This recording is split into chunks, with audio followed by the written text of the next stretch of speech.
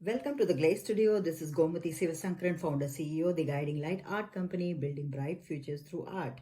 This video is for viewers who are possibly having an artwork, especially an oil painting, and wondering how to take care of the same.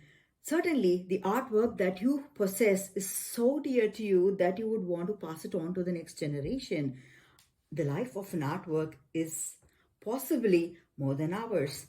And if you want your children and possibly your grandchildren and their children also to enjoy the artwork so much as you do, then it is imperative that you maintain the artwork in a very good condition. You may not be an art professional or you may not have all the equipment, yet this video brings to you simple methods that you could easily follow at home or within a limited space to maintain your artwork. In case your artwork relates to mythology or a guru that you worship and it is placed in locations such as a church or a temple or any other place of worship, then you might want to watch this video until the end, because I'm going to share with you some specific challenges that such artworks could face and how best that we could take care. Today, we are going to look at the most commonly asked question: how to maintain an artwork, especially oil on canvas. The most common mistakes that anyone could do in the process of cleaning or maintaining an artwork, and we will also get to see how to use an artwork for the purpose of puja or prayer. So we start with the first thing: why am I seated on this floor? When you see right behind me, there are artworks placed on the wall, but when it comes to cleaning these artwork, I usually prefer to come down on the floor, place a canvas right here on the floor. So why exactly are we doing that? While we are painting, you can see right behind me there is an easel, and that's where I place my artwork and angularly, and I start painting. And this is how any artist is working, mostly. The larger the canvas gets, the bigger the space we need, and we manage accordingly. When it comes to maintaining our artwork, this angle is not very helpful. We would prefer to have a flat surface.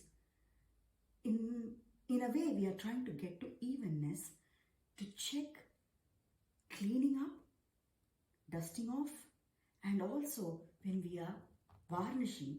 Varnishing becomes a main ingredient or important aspect of maintenance. And this is done evenly, thoroughly, when we place an artwork on the floor. And that is why you see me seated on the floor. That's about placing an artwork. Now we will see some of the things that are available handy at home. How far can we use them, and what are the benefits or downside of using some of them differently. So for the purpose of safeguarding my floor, and I am seated on a wooden floor right here, and it could be possible that you have a carpeted floor or cement floor or so on. But depending upon what type of floor it is, it's also important that we make sure that the floor is protected first before we get started on cleaning up or varnishing. So I prefer to have some thick cloth like this to be spread out on the floor. I also keep a clean towel handy, and some old newspapers could also be very helpful to place around on the floor before you get started. Speaking of cleaning up an artwork, the most common or handy thing that you will find at home is a duster like this, and there is an inclination to use the duster all along the furniture to clean up the furniture and then go on doing the same job with a painting. I would refrain from doing that. So I would say no to this type of dusters, simply for the reason that these dusters are not made for the purpose of maintaining something so delicate as an artwork. So the ideal brush for cleaning up will be brushes such as these. So right here you can see a packet in front of you, and these have brushes that are synthetic, soft, and these I have bought from a hardware store nearby. So that's about basic things needed for safeguarding. Okay, now we get to see the things that we use on top of an artwork for cleaning and also for varnishing. So first off, we look at the brushes.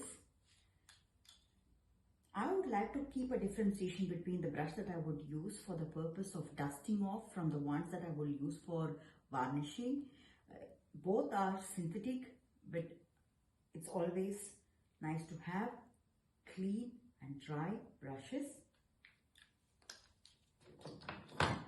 I also use earbuds for the purpose of cleaning up dirt that are settled on a painting artwork for a while.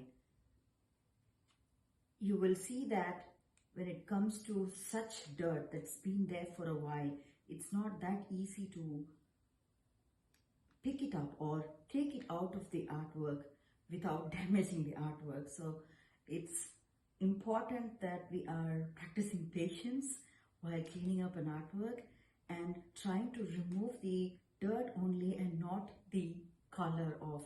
And in such cases, small little earbuds such as these will give you a good control over your hand while you're moving your hand across the artwork to clean up a particular space where there is dirt, and also check frequently whether you are pulling out only the dirt or is the color coming along, which is not good. If the color is coming along, it's also important that we stop. Yeah. There is also a tendency, I have seen people using a paper towel such as these. It's good to have a paper towel around, maybe to clean the floor or something spills. Yes, it's a good idea to have it next to you, but I would refrain from using a paper towel to clean the artwork. It's simply for the reason that the particles come off while you're cleaning, and this happens every time that you are using a paper towel to clean, and these particles might get settled on the artwork without your knowing, and you end up varnishing it along and seeing that your artwork is looking a little different from the one that you had before, and you wouldn't want that, would you? Yes, there is still a debate. Okay, why then an earbud and paper towel, both are similar. These pieces also could come out and fall on top, but comparative to a paper towel that is flowy, that you're going to move around on an artwork, I think it is much better to have a smaller piece like this, which is the cotton itself is wound on top of this wood, and that helps to have the control of particles not falling off. And when you get to see that earbud is totally dirty already, you will definitely throw and pick up another one. So comparatively, the particles that might fall out of a paper towel to the ones that could fall off from an earbud, I would say I would choose an earbud rather than a paper towel. Okay, now we look at the brush itself. There is something about the brush that is very important for us to understand before we get started with the process of varnishing, cleaning up also. whenever we use a brush, it's also possible that the strands come out. And just to show you an example, I've got two brushes. Both of them are from the same pack and brand new, but one of them already, I will try to come a little closer to the camera so you could see hair strands on this brush coming out already. So this, you see right here, so it's come off already. So if you imagine me putting this brush, dipping this brush in the varnish and going along in my canvas, it's definitely going to fall off. These strands are going to come off and fall off along with the varnish, and typically these get stuck also onto the canvas, and this is something we want to avoid. One thing is that even if you are using a high quality brush, with time the same thing will happen, that you have some pieces or hair strands falling off. So there are two things that you could do. One is to first use a brush that is fairly good hair strands and not coming off already, and while in the process of varnishing, you are checking all the time, keeping a close eye on the artwork if something is falling off, and you're picking it up immediately. And for the same reason, if you could see, the hair that we have also could be a challenge. So if we are wearing something that's flowy and our hair is flowy, these are chances that you are dropping off all these things on the canvas. If the canvas is very small, maybe you're not moving much, but if the canvas is large, in a larger space, we tend to move across the canvas a lot. So make sure that we are not having anything flowy, and also hair tied up in a knot possibly.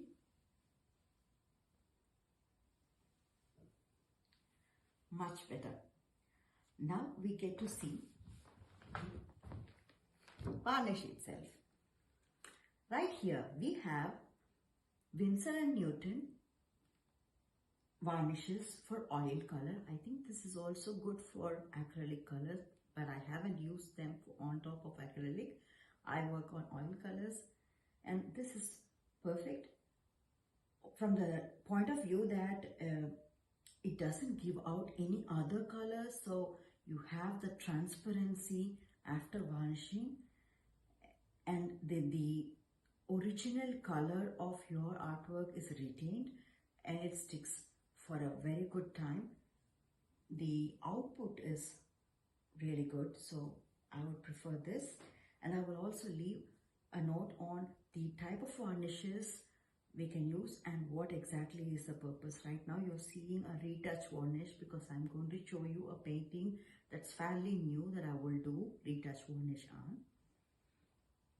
And when I work on such varnishes, I'm also having a clean jar, possibly a good opening. This is helpful to pour the varnish inside and also have a nice dip of the brush inside and out. So I would also love to have a jar handy. Protecting ourselves is also equally important, isn't it? So when it comes to varnishes, varnishes have the tendency of a strong smell. That's natural, and some of us could possibly be sensitive to this smell, and in such case it's also very good to think of having something on the nose and mouth to protect your own self. And for the same reason, it's also good to think of opening the window or door to just make sure that the room has enough ventilation while you are in the process of varnishing. Now let's get started with the process of dusting first, and then we will look at varnishing. Now let's look at how to dust a painting, clean a painting before we are ready for varnishing. So right here I have placed on the floor a painting Before placing the painting, I have spread across a cloth and place this painting right inside just to protect my floor before I get started. And this one was painted in 2016. I remember I did a good varnish as well, but still it's been a while and it needs dusting off. So for dusting off, I am using a synthetic brush that is dry and soft, and I would go very slowly dusting off from the edge towards the middle, maybe, because this is 120 centimeter. I cannot go all the way all the time, maybe half, and then do it again for the other half. So I'm just going in one direction slowly. So one might ask, why can't I just, brush off like this and dust off? That's also dusting. Yes, that is also dusting, but what is the use of dusting something if the dust particles are going to move from here to here? So I would like to pull the dust out of my canvas as much as possible. And I'm also using the cloth to, just do this to make sure that any dust particle that is settling down on my brush is not coming back inside when I'm starting in another layer. Why do we have to do it so slowly and do it in this one direction, or a vertical direction also is fine? Why do we have to do it so slowly? Let's see this. This painting on the whole fairly okay, and maybe there's no dust, but when you come closer to the canvas, can you see that there is the cloth, the threads of the cloth woven, and that intricate space is where dust settles. Without our knowing, we might apply a varnish on top and we are sealing the dust as well alongside. So it does change the image of the painting with time when we are ignorant of the dust and we are just keeping it as such and uncleaning. So that's why it's important to go yard by yard, line by line, and that we can manage to achieve when we go very slowly in one direction, and also try to do that vertically if you need to do it again and again. This is fairly clean canvas, but I have seen canvases that's not been maintained regularly and dust settles like anything. And when it comes to removing dust in delicate areas, remember we discussed the earbud, and that comes handy. Let's imagine that there is this space over here that's completely dirty, and I want to focus exactly there and try to remove it. So instead of using a brush to try and remove, I will maybe dip it in turpentine oil to have a little wetness up here, and then I will try to focus exactly where I am going to clean, and slow circular movements, and check the bud as well. This is usually very helpful when there is dirt sticking onto just one part of a painting.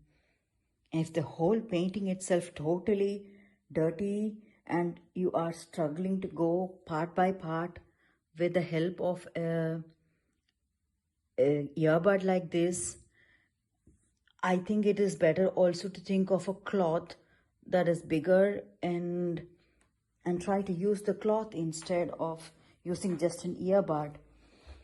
And that's where a cloth like this would help.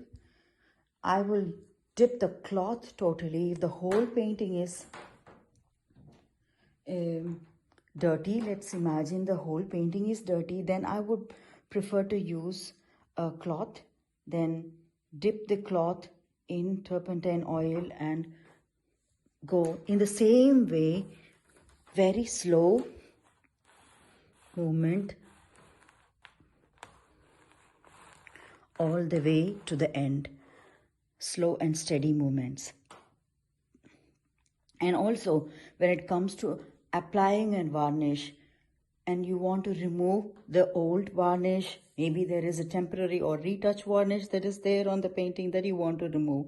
The procedure is also very similar, that you are trying to dip a cloth and make sure that it's not having too much of oil, and you try to move the cloth in one direction very slowly, gently, and also keep checking whether the cloth is getting any of the colors that are inside the painting. You wouldn't want to spoil that, isn't it? So just keep checking once in a while you are removing the varnish. And once you have removed the varnish or removed the dust, let it rest for a while. Maybe place it somewhere clean and dry so it can rest, and you are ready to do the varnish maybe the next day when everything is perfect. Types of varnishes and their purpose. First, we look at Winsor & Newton retouch varnish. This is ideal if the painting is just a month old. Typically, artists that is painting the picture and giving it to you would also have applied this varnish. It is a kind of temporary sealing of the painting.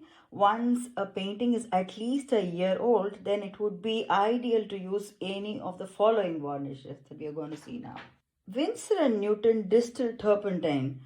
This is used to remove the varnish from the painting and also to remove any dirt without disturbing the colors in the painting. So if you have used or the artist has used a retouch varnish before, then you might want to remove that varnish first before applying the varnishes that we are going to discuss now. Winsor & Newton matte varnish. This is used to give a matte effect on the painting. It kind of looks dry, and if that is the outcome you want, then this is the right varnish for you. Winsor & Newton gloss varnish. This is used to have a glossy or shiny effect on the painting. It helps in the painting related to mythological art. However, it could become too shiny. So depending upon where you place the painting, the lighting in the room, you might want to choose this varnish.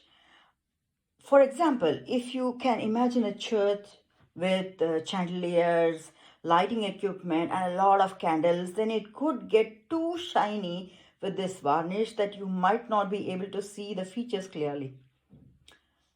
Next comes Winsor & Newton satin varnish. This is my favorite. This is used to give a balance between matte effect and the gloss effect. It is my personal choice when it comes to mythological art that I do. It's not too dry and not too shiny. Now I've got my new painting ready for the varnish. So as you can see that on the floor, there are newspapers around to safeguard the floor, and I have placed the painting right in between. And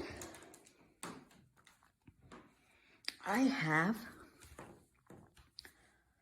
Winsor & Newton retouch varnish. This is a painting that I made 1 month ago, isn't it? So I would prefer waiting for at least 6 months to 1 year for the painting to fully settle down, the oil colors to fully settle down before I varnish.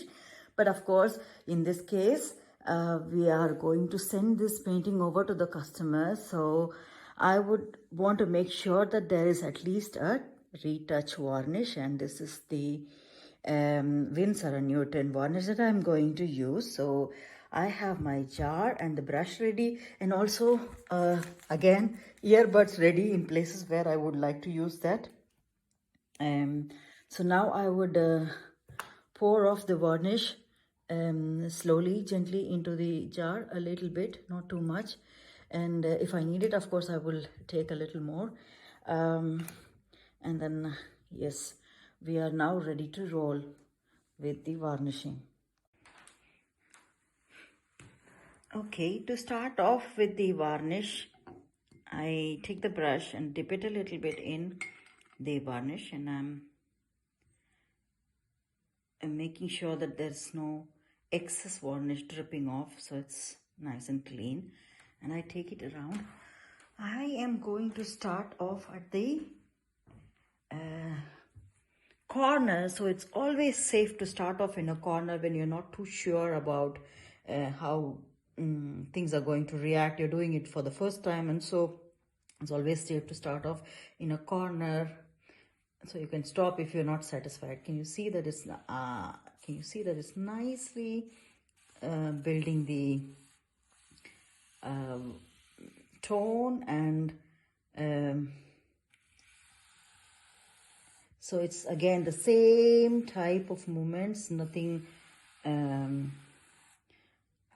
too big, straight movements, no even pressure, no excess pressure, and so on. So you keep on going like that until you are finishing up the painting thoroughly. But in the case where the painting is not too dry, or if something is wrong, you would also notice that the brush will have a color coming out. And in here you can see that it's totally black. The hair color of the brush is black. There is no green coming off, so I can say that it is safe here. When it comes to places that are a little more delicate, let's say face or jewelry, these are places where I usually apply a little bit more of color to highlight certain things or enhance. In such cases, I prefer using a earbud. So I'm very slow with this process. It is time consuming, but it is helpful to make sure that I am not spoiling anything. So let's say that I am doing the eyes here. So I'm trying to just check, checking the eyes and trying to see if there is, okay. I have applied with the help of the earbuds, and this is what I try to do when it comes to places such as jewelry, or in places where I have made an impression of or a highlight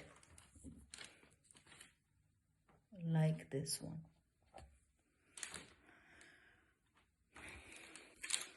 I went about doing the varnish horizontally, and now I want to do that also vertically. So I am repeating the process again, but this time I don't need that much. My brush is also loaded with the varnish, so I'm just making sure that I don't take that much. So I want to use the varnish that is already there in the canvas and see if I can mobilize that slowly, gently. Again, the best way will be to start off with the edges to see, where there is any excess. You will be able to notice excess if there is, and if there is something, you can mobilize a little more to make sure that it is even, and keep on going like that in the straight way. Like I said, it is just my approach to some of the parts of the artwork where I have used the color gold, maybe, or also something to have it highlighted a little more, where I am very careful about using a brush. So that's the place where I try not to go overboard, and maybe use a very gentle stroke, or on the other hand, I also try to use the earbud to also try to mobilize the varnish and not the color in this area. How to take care of an oil painting that belongs in a temple, church, or any other place of worship. Now, when we have a painting that is related to our mythology, cultural history, or any important personality that we worship, we always have a ritual going on around it. It is almost like having a person in the family. If such a painting is in a place of worship, then it is almost treated like any other deity. Meaning, we might share or offer sweets, flowers, fruits, incense sticks, or light lamps or candles. This is something that happens so frequently that we hardly notice how keeping such things close to the painting could eventually damage the artwork. Keeping flowers, fruits, or any food items generally create dampness, and when coupled with incense sticks and lamps or candles, there is smoke and fumes in the atmosphere that eventually settle down on the painting, thereby creating layers of dust and dirt. At times, we even risk the artwork catching fire while placing the lamps or candles a little too close. Here is an example. In 2015, the BBC documentary Fake or Fortune ended up identifying an artwork that was placed at least 150 years ago inside a church. Due to the years of wear and tear, the BBC had to initiate a huge restoration process to finally be able to see how exactly the painting looked like, and then arrived at the conclusion about its provenance. When I saw this episode for the first time, I could easily recall many paintings that I have seen in the past in the temples and churches that I go to regularly, and I have always wondered what these paintings really look like. If you're curious about what really happened with this particular painting, please do watch the BBC Fake or Fortune Season 3, Episode 4, A Mystery of Old Master. Now, you might wonder, well, these paintings are made especially for such prayer purposes, and we cannot possibly change these rituals that are close to our heart. Well, there is always a way to find a balance. Firstly, if the painting is physically located inside any temple, church, or place of worship, where there is going to be a flood of lamps or candles lighted by the visitors, then it is a great idea to place the painting inside a glass case or a frame. However, also note that the humidity in the atmosphere may create some dampness inside the glass case. So occasionally take the painting out of the glass case to check for any dirt. If there is dirt or dampness, clean it up, remove the varnish and apply a fresh coat of varnish. If the painting is physically located inside any home or smaller space, yet you anticipate frequent worship programs, then it will be great idea to place the painting inside a glass case and follow similar procedures as in the previous case. If for some reason a glass case is not possible, then it would be a good idea to place all the articles used in worship fairly away from the painting and keep a close watch on anything inflammable. Eventually, doing a regular dusting, removing the varnish and repainting a fresh coat of varnish could help maintain the quality so the next generation could also continue these rituals happily. Now let us quickly summarize what we have learned together so far. First up, cleaning the artwork. Place the painting on the floor or any flat surface. To safeguard the floor or the surface, use thick cloth, old newspapers, clean towels. Synthetic brushes can be used. Use separate brushes for cleaning and for varnishing. Brushes must be clean and dry. Earbuds can be used where there is excess dirt. Avoid using the duster that is normally used for the purpose of cleaning furniture on the artwork. Avoid using paper towels on the artwork. Avoid wearing anything that is flowy. Wear comfortable clothing and if you have a long hair, tie it into a knot.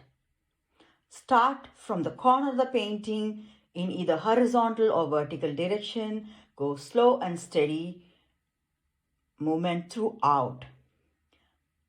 Second, removing the varnish. Spread a cloth or newspaper on the floor or any flat surface and place the painting on top of it. Use Winsor and Newton distilled turpentine. Use a clean jar to pour the turpentine. Use earbuds dipped in turpentine wherever there is dirt on the painting, moving in slow circular direction on the targeted area. Use a clean towel or clean piece of soft cloth dipped in turpentine evenly to remove the existing dirt and varnish. Start from the corner of the painting in either horizontal or vertical direction, going slow and steady movement throughout. Stop if the colors in the painting are coming off. Applying the varnish, spread the cloth or newspaper on the floor or any flat surface and place the painting on top of it. Use clean and dry synthetic brush. Use Winsor & Newton matte gloss or satin varnish depending upon the outcome needed. Use a clean jar to pour the varnish. Start from the corner of the painting in either horizontal or vertical direction, going slow, steady movement throughout. Use earbuds dipped in varnish on the delicate parts of the painting. Protecting ourselves. Use a mask if you are sensitive to smell. Make sure that the room where cleaning and varnishing is carried out is adequately ventilated. Using an artwork for prayer. Paintings must always be placed in a clean and dry space away from any dangerous or inflammable substances. In places of worship wherein a lot of lamps or candles are used, it is good to have the painting placed inside a glass case or frame. All articles used in the process of prayer to be placed fairly away from the painting. At regular intervals, clean the dirt, remove the varnish and apply a fresh coat of varnish. Hope you have found this video useful. Let me just remind you that this is my approach to varnishing and maintaining mythological artwork that I share with my customers. There could always be different approaches that you might want to check out if you are keen on building further on the knowledge into this concept. Please do leave your comment on any different approach that you follow. Thank you for watching.